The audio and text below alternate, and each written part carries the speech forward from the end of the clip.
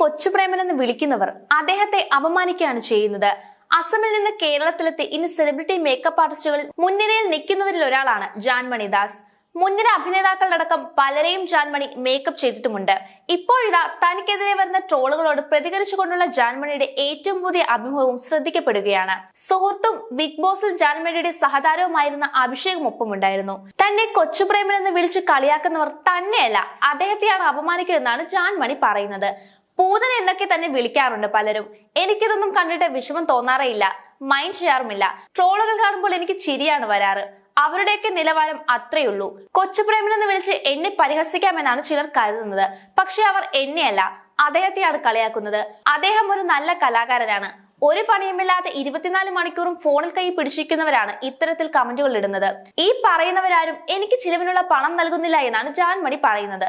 ഒരു ദിവസം രാത്രി കമന്റുകൾ കണ്ട് തന്നെ വിളിച്ച് ജാൻമണി ഭയങ്കര ചിരിയായിരുന്നു എന്നാണ് അഭിഷേകിന്റെ പ്രതികരണം.